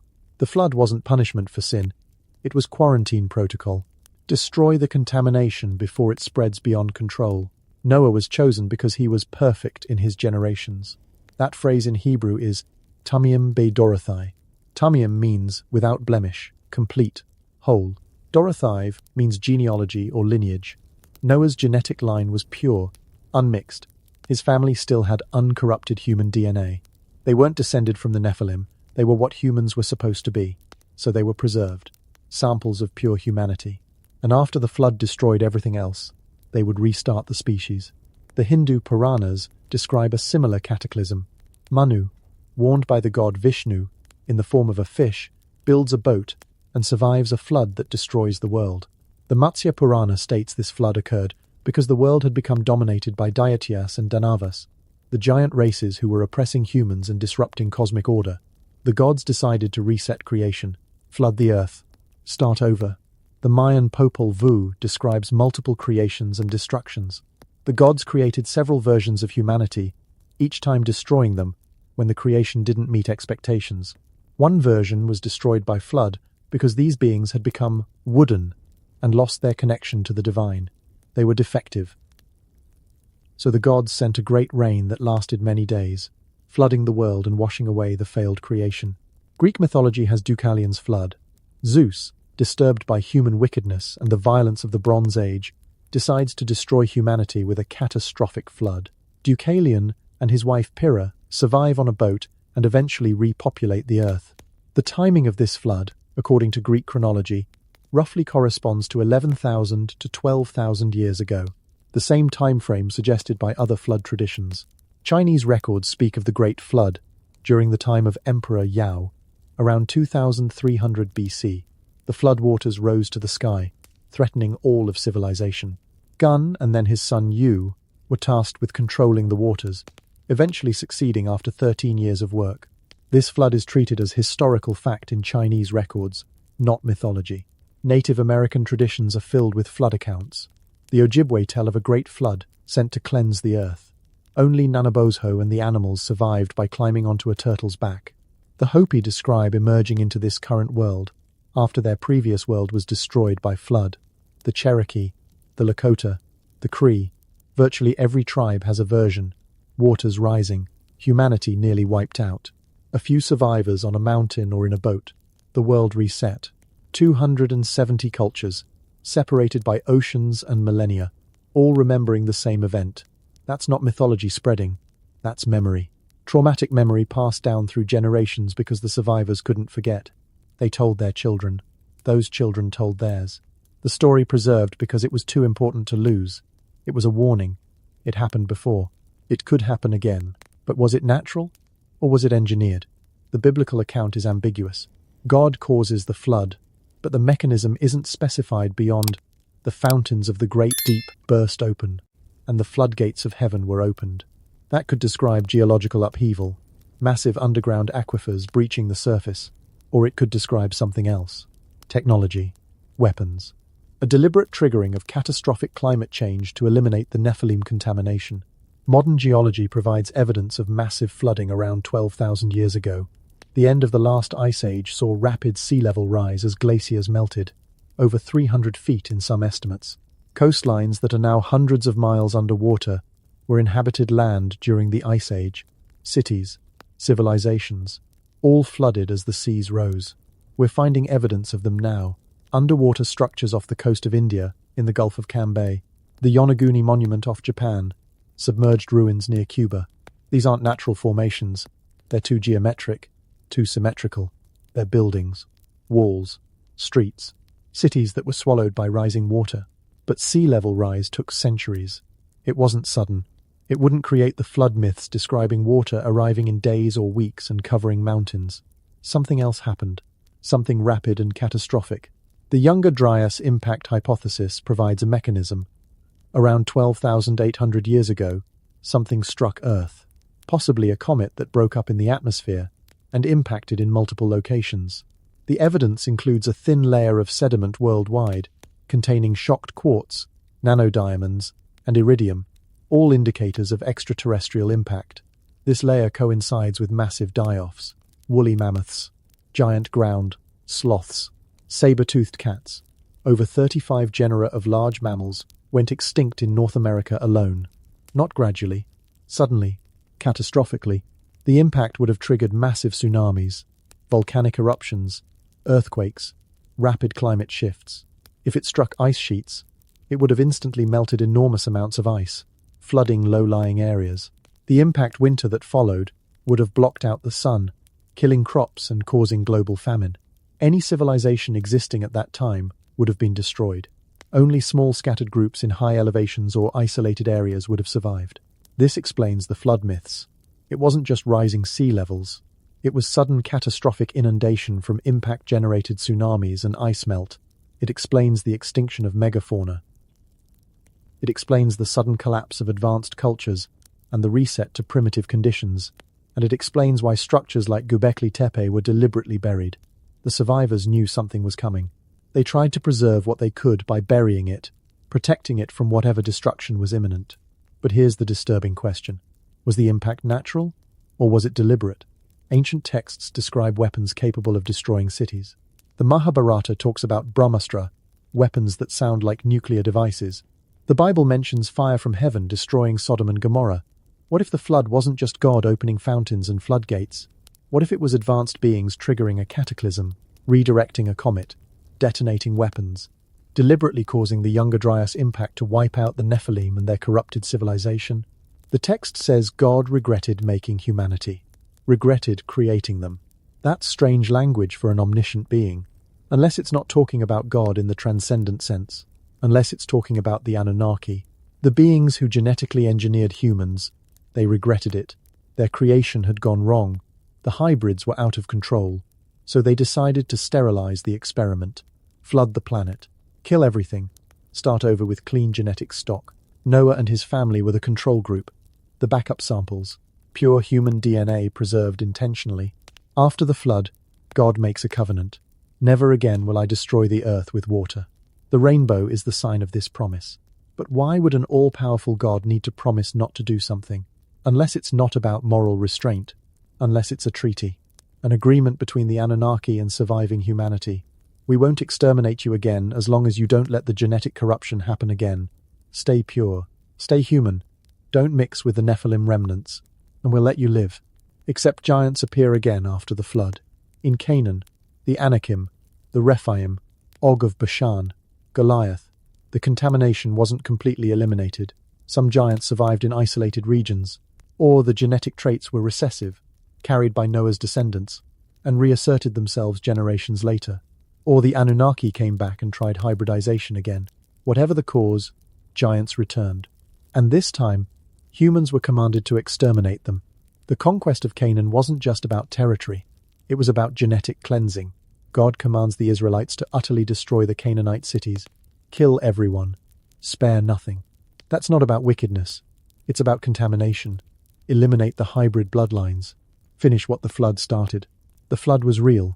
The evidence is global, geological, archaeological, cultural. Something destroyed the world around 12,000 years ago. Something reset human civilization. Something killed the giants and their corrupted civilization.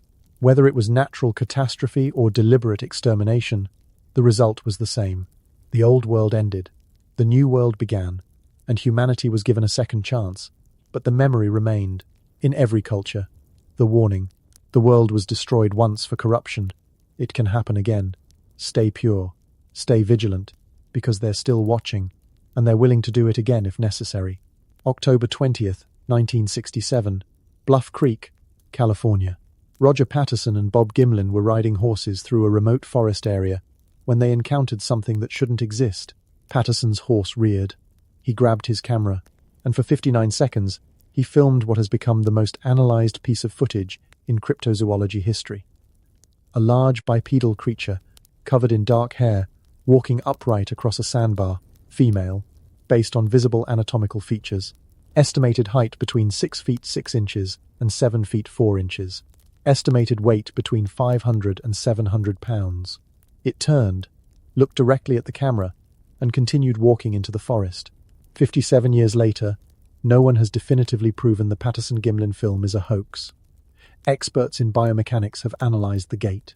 The creature's walking pattern shows a compliant gait, where the knee remains bent throughout the stride, absorbing impact. Humans don't walk this way naturally. We have a straight leg gait.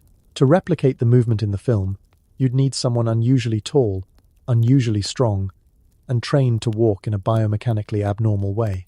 The muscle movement visible under the fur shows anatomical accuracy, triceps flexing, latissimus dorsi contracting, gluteal muscles working. In 1967, before CGI, before sophisticated animatronics, creating a suit that showed realistic muscle movement was beyond available technology. Hollywood costume experts have examined the footage. They can't explain how it was done. Special effects artists from the era have stated flatly that they couldn't have created a suit that convincing in 1967. The technology didn't exist. Yet skeptics insist it must be a man in a suit because the alternative is impossible. A large primate species existing in North America without a confirmed specimen, without clear photographic evidence, without a body. But what if we're looking at it wrong? What if Bigfoot isn't an undiscovered ape? What if it's a remnant population of giants? The survivors, the ones who escaped the flood, or the post-flood extermination campaigns. They went remote. They went deep into forests, mountains, caves. They avoided human contact. They became nocturnal, solitary, extremely rare. And over thousands of years, they became what we now call cryptids. Not animals, not quite human, something in between. The physical descriptions match. Witnesses consistently report heights between 7 and 10 feet, enormous build, incredible strength. Some reports mention a sagittal crest on the skull, a bony ridge running front to back. Gorillas have this feature. Gigantopithecus, an extinct great ape that lived in Asia until around 100,000 years ago, had this feature. But if some Gigantopithecus survived and migrated to North America, and if they occasionally interbred with humans in ancient times, you'd get exactly what witnesses describe. A human-like giant, covered in hair, with ape-like features. Native American tribes don't call them cryptids, they call them people. The Lumi Nation calls them Tsemeques. The Salish call them Sasquatch, meaning wild man. Not wild animal, wild man. The difference is significant. These traditions describe beings that are intelligent, that have language, that deliberately avoid human contact. The tribes consider them relatives, distant cousins. Ancient humans who chose to stay in the old ways while other humans moved towards civilization. What if they're right? What if Sasquatch are descendants of the Nephilim, who survived by retreating into wilderness? They lost the technology, they lost the size advantage as resources became scarce, but they retained enough human intelligence to avoid detection while remaining physically distinct enough that witnesses immediately know they're seeing something other than human. The sighting reports are consistent across decades and locations. Over 10,000 documented reports in North America alone. Are they all hoaxes? All misidentifications? All hallucinations? Or is the simplest explanation that people are occasionally seeing something real? Something large and human-like that doesn't want to be found? The Himalayan regions have similar accounts. The Yeti. Western explorers treated it as legend until they started finding evidence. Footprints in snow at 20,000 feet elevation. Massive prints. Bipedal. Toes clearly visible. In 1951, British mountaineer Eric Shipton photographed a clear footprint on the Menlung Glacier, 13 inches long, 5 inches wide. Clearly defined toes. No claw marks. Not a bear. Not a known primate. Something else. In 2017, an international team of scientists analyzed purported Yeti samples using DNA testing. Hair, bone fragments, tissue samples. Most were from known animals. Bears, dogs, goats. But one sample, a tooth from a mummified hand kept in a monastery, showed something unusual. The mitochondrial DNA matched an extinct polar bear species from the Pleistocene era, an animal that shouldn't exist anymore. Either the sample was contaminated, or there's a relic population of Pleistocene fauna surviving in remote Himalayan regions. And if one extinct species can survive hidden in those mountains, why not others? The Almas of Central Asia and the Caucasus Mountains. Described as human-like, shorter than Sasquatch, covered in reddish-brown hair, the descriptions sound remarkably like Neanderthals.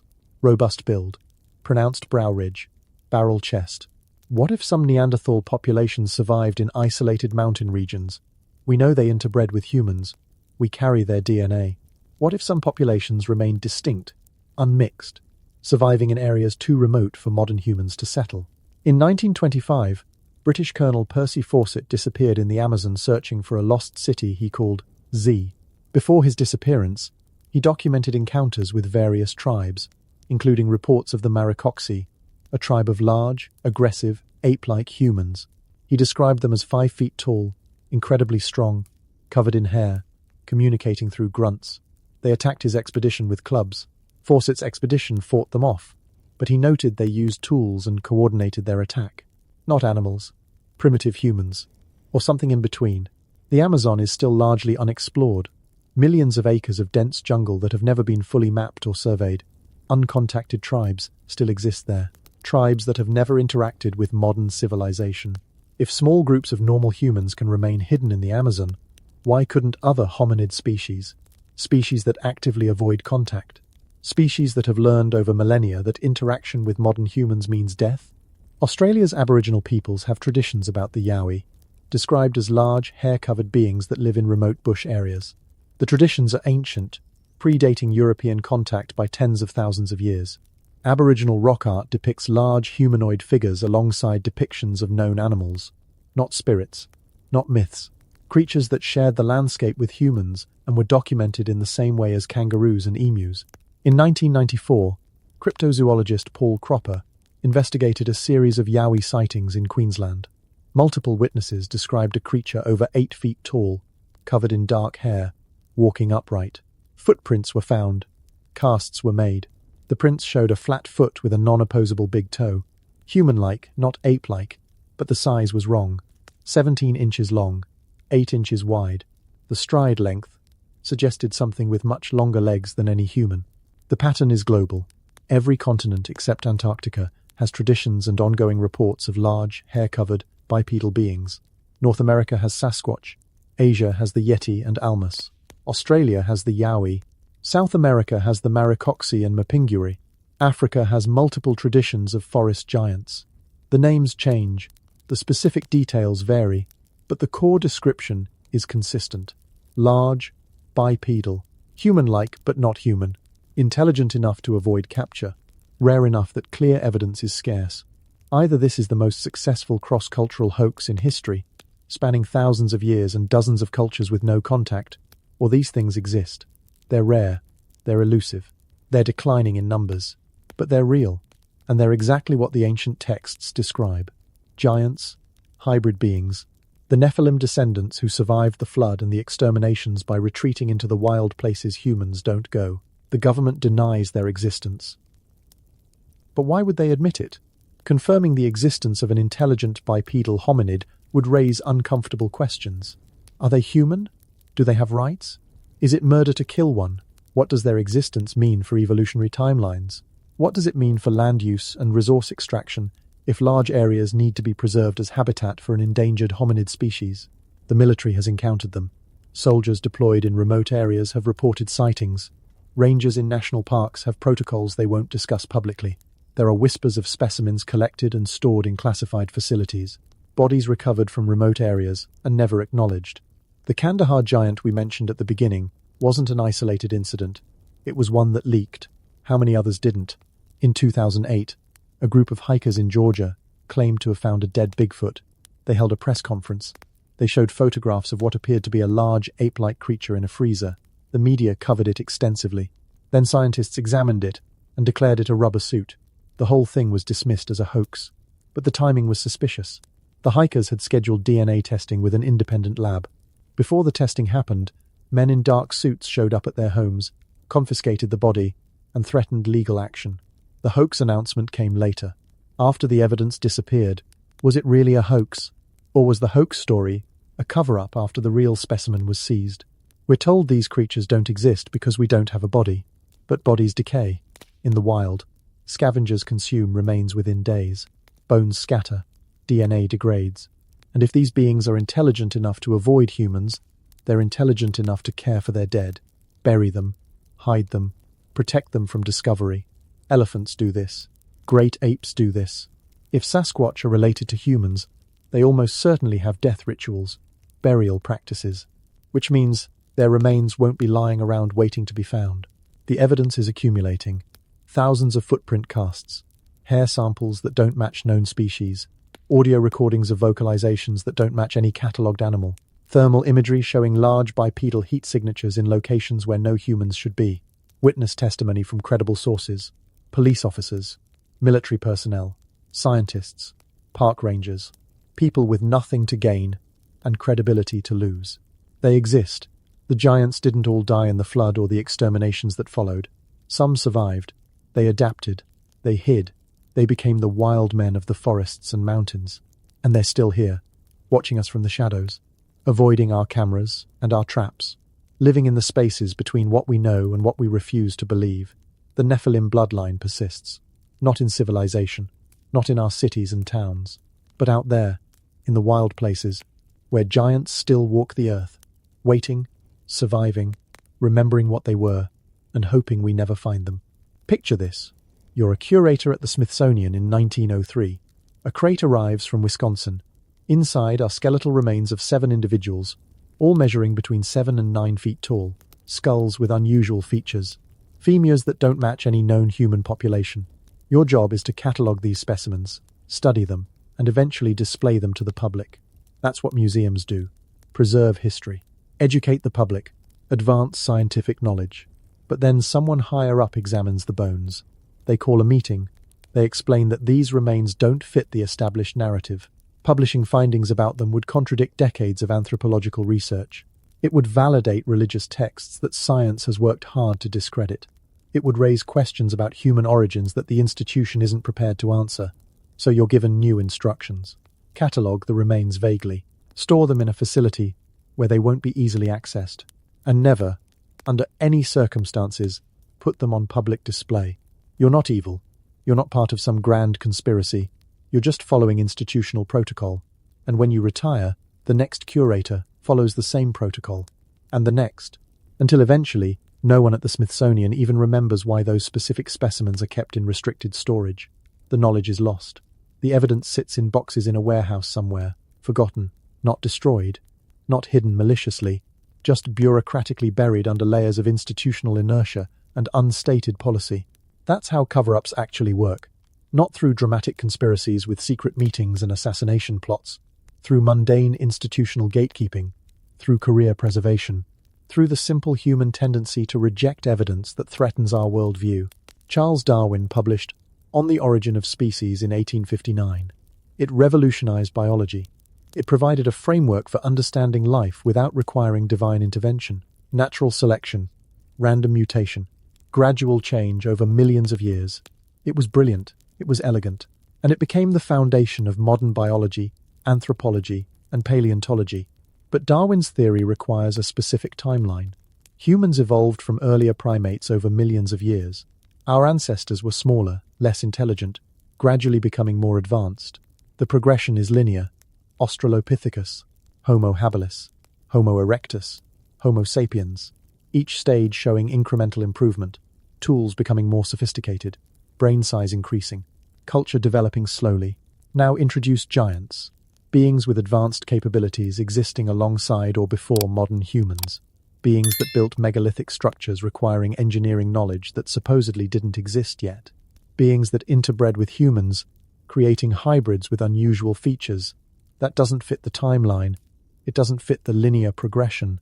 It suggests either parallel evolution of multiple human species, which is problematic enough, or intervention from an outside intelligence, which is completely unacceptable to materialist science. If giants existed, if the Nephilim were real, then human history isn't a simple story of gradual evolution. It's complicated. It involves genetic engineering or hybridization events. It involves lost civilizations with advanced knowledge. It involves catastrophic resets.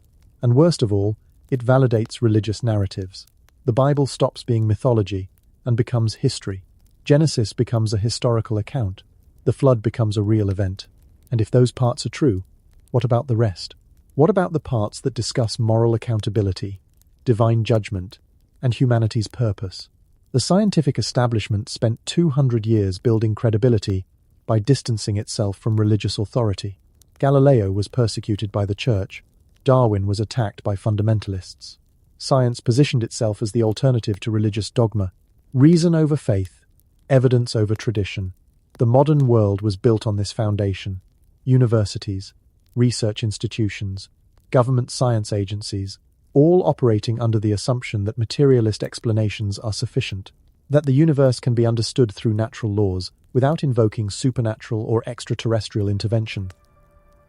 Giant skeletons threaten this entire structure, not because they're supernatural themselves, but because they validate texts that describe supernatural events. If the Bible is right about giants, maybe it's right about other things too. Maybe the materialist framework is incomplete. Maybe there are aspects of reality that current science can't or won't address. And for the institutions that have staked their authority on materialist explanations, that possibility is existential. So what do? They don't deliberately destroy evidence. That would be too obvious, too risky. Instead, they make the evidence irrelevant. They refuse to study it. They deny funding to researchers who want to investigate it. They reject papers for publication if they challenge the established timeline. They dismiss anomalous findings as hoaxes, misidentifications, or exaggerations without conducting thorough investigations. And they create an academic environment where questioning the orthodoxy means career suicide. Dr. Virginia Steen McIntyre found this out the hard way. In the 1970s, she was working at an archaeological site in Mexico called Hueyatlico. Her job was to date volcanic ash layers using standard geological techniques. She used 4 different dating methods: uranium series dating, fission track dating, tetrahydration, mineral weathering. All 4 methods gave the same result. The site was approximately 250,000 years old. The problem? The site contained sophisticated stone tools, human artifacts. According to the established timeline, anatomically modern humans didn't even exist 250,000 years ago, let alone in the Americas. Humans supposedly didn't reach the Americas until around 15,000 years ago via the Bering Land Bridge. Steen McIntyre's dates were impossible, so her findings were rejected. Not because her methodology was flawed. Multiple reviewers confirmed her techniques were sound. They were rejected because the results contradicted established theory. She tried to publish in scientific journals. Rejected. She presented at conferences. Dismissed. She contacted the archaeologists running the excavation. They refused to acknowledge her dates. They suggested the tools must have somehow migrated down through the sediment layers, even though there was no geological evidence of disturbance. Anything to avoid accepting that humans or human-like beings were in Mexico 250,000 years ago. Steen McIntyre persisted. She insisted her dates were accurate, and she paid the price. She lost her position. She couldn't get her research funded. She was effectively blacklisted from academic archaeology, not because she was wrong, because she was inconveniently right. Her career was destroyed as a warning to others. Don't challenge the timeline. Don't publish findings that contradict established models. If you do, you're out. This pattern repeats constantly. Researchers who investigate anomalous evidence find themselves marginalized. Dr. Michael Cremo published Forbidden Archaeology, documenting hundreds of archaeological finds that don't fit the accepted human timeline. Objects found in coal seams, tools found in rock layers millions of years old, anatomically modern human remains found in contexts that shouldn't contain them. He meticulously documented each finding with primary sources, and he was immediately dismissed as a pseudoscientist, not because his documentation was flawed, because his conclusions were unacceptable. The peer review process, which is supposed to ensure scientific rigor, has become a gatekeeping mechanism. If your paper challenges fundamental assumptions, it won't be published in major journals regardless of the evidence you present. The reviewers will find reasons to reject it. Methodology concerns, insufficient sample size, alternative explanations not adequately addressed. There's always a reason. And without publication in peer-reviewed journals, your work doesn't exist professionally. You can't get grants, you can't get tenure, you can't advance your career. So most researchers learn quickly. Don't investigate anomalies, don't question the timeline, stick to safe topics that reinforce established models. Focus on incremental advances within the accepted framework. That's how you build a career. That's how you get funding. That's how you survive in academia. The result is a self-reinforcing system. Evidence that contradicts the established narrative is ignored or suppressed. Researchers who might investigate it are discouraged or destroyed professionally. The institutional knowledge base becomes increasingly insulated from challenges, and the public is told that science has definitively proven how human history unfolded, when in reality, science has simply refused to examine evidence that suggests otherwise. Wikipedia plays a significant role in this suppression. It positions itself as a neutral encyclopedia, but its editorial policies ensure that fringe theories, which is how they categorize anything challenging mainstream consensus, are either excluded entirely or presented in articles specifically labeled as pseudoscience. Try editing a Wikipedia article to include information about giant skeletons. Your edits will be reverted within hours. Try creating an article documenting the newspaper reports. It will be deleted for not meeting notability standards. Try adding citations from primary sources. They'll be removed for not being from reliable secondary sources, which means mainstream academic publications, which don't cover the topic because it's forbidden. The Wikipedia policies create a perfect circle. Mainstream sources won't cover forbidden topics. Wikipedia requires mainstream sources. Therefore, forbidden topics can't be documented on Wikipedia. And since Wikipedia is often the first source people check, if it's not on Wikipedia, many people assume it doesn't exist or isn't credible. Search engines amplify this effect. Google's algorithms prioritize authoritative sources: Wikipedia, major news outlets, government sites, academic institutions, alternative researchers, independent investigators, and small publications get buried in search results. You have to dig through pages of mainstream dismissals before finding any detailed examination of the actual evidence. Most people don't dig that far. They see the mainstream explanations, assume the matter is settled, and move on. The media contributes by making forbidden topics synonymous with conspiracy theory crackpots. Anytime giants are mentioned in mainstream media, it's in the context of ridicule. Shows like Ancient Aliens are deliberately framed as entertainment rather than serious investigation, which allows the mainstream to dismiss any evidence presented as sensationalism. The History Channel airs these shows because they get ratings, but frames them in ways that prevent them from being taken seriously. It's intellectual quarantine. Let people be entertained by forbidden ideas, but make sure they understand these ideas are not respectable. The effect is comprehensive. Academia won't investigate, journals won't publish, museums won't display, media won't cover seriously, Wikipedia won't document, search engines won't surface. The evidence exists in scattered newspapers, local historical societies, private collections, and restricted museum storage, but it's fragmented, disconnected, difficult to access. And anyone trying to assemble it into a coherent narrative is immediately labeled a conspiracy theorist or pseudoscientist. But here's the critical question. Who benefits from this suppression? Follow the power, follow the money, follow the authority. Religious institutions benefit because ambiguity serves them. If giants are definitively proven, literal biblical interpretation gains credibility, which threatens denominations that have moved toward metaphorical readings. But if giants are definitively disproven, it undermines scriptural authority. So the Church prefers the current state where the question isn't examined too closely. Don't prove it. Don't disprove it. Leave it in theological limbo. Scientific institutions benefit because the current paradigm is lucrative. Research grants, tenure positions, publishing deals, speaking fees, consulting contracts. Billions of dollars flow through the scientific establishment every year. That funding depends on maintaining credibility. Admitting that fundamental aspects of human history were wrong would undermine public trust, would damage the institution's authority, would potentially reduce funding as people question what else scientists got wrong. Government institutions benefit because social stability depends on shared narratives. The story of human progress from primitive beginnings to modern civilization justifies current power structures.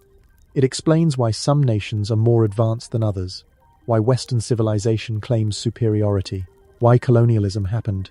If human history is actually cyclical, with advanced civilizations rising and falling, if giants existed and built wonders we can't replicate, then modern humanity isn't the pinnacle of development. We're just the current iteration, and maybe not even the most advanced one. That's destabilizing. That makes people question whether progress is real or just an illusion.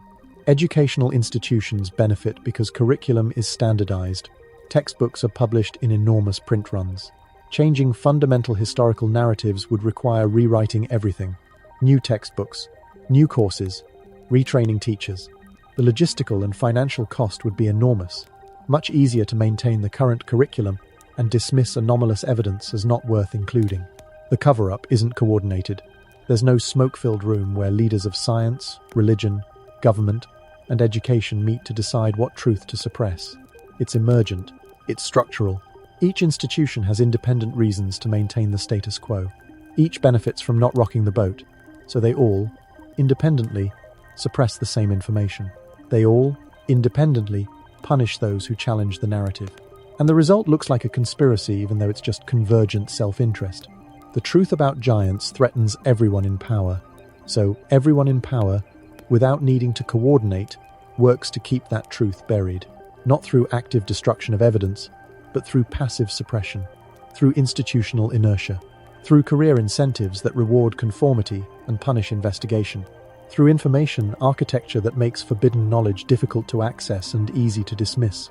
And it works. Most people don't know about the hundreds of newspaper articles describing giant skeletons. They don't know about the Smithsonian's collections policy.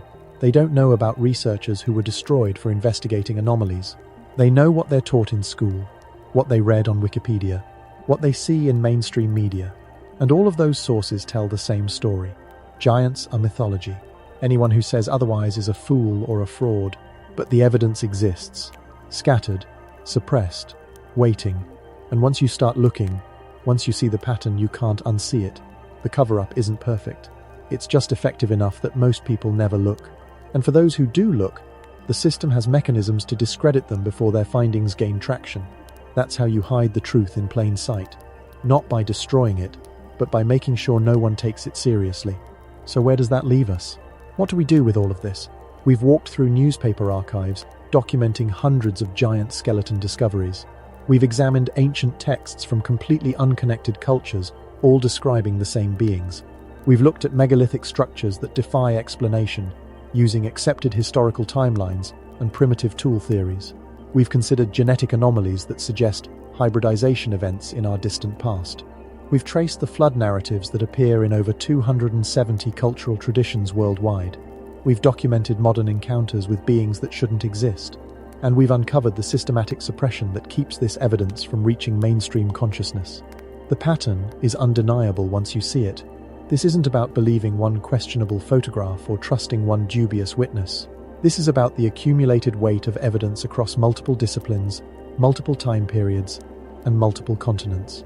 Physical remains, architectural achievements, genetic markers, textual records, oral traditions, modern sightings. Each category of evidence supports the others. Each piece fits into a larger picture that mainstream academia refuses to acknowledge. Giants walked the earth, not as myth, not as metaphor, as physical beings who built, fought, bred, and died. They left evidence everywhere, in burial mounds, in ancient texts, in megalithic ruins, in our DNA. In ongoing sightings of their descendants, the evidence has been systematically collected and buried by institutions we're taught to trust: museums, universities, government agencies, not through coordinated conspiracy, but through institutional self-interest and the human tendency to reject information that threatens established worldviews. The Nephilim were real. The hybrid theory, as strange as it sounds, explains things that the conventional narrative cannot. It explains sudden civilization advances. It explains impossible architecture. It explains consistent global traditions about gods interbreeding with humans. It explains why those hybrid bloodlines had to be destroyed. It explains the flood. It explains the post-flood extermination campaigns. It explains modern cryptid sightings. The pieces fit. Does this mean every giant story is true? No. Does it mean every skeletal find was legitimate? Of course not. Hoaxes exist. Misidentifications happen. Exaggerations occur. But the existence of some false reports doesn't invalidate the legitimate ones. And there are too many legitimate reports from credible sources, documented in primary sources, witnessed by multiple people, to dismiss the entire phenomenon as fabrication. Here's what I'm asking you to do. Don't believe me. Don't take my word for any of this. Do your own research. Go find the original newspaper articles. They're digitized now, accessible. Read them yourself.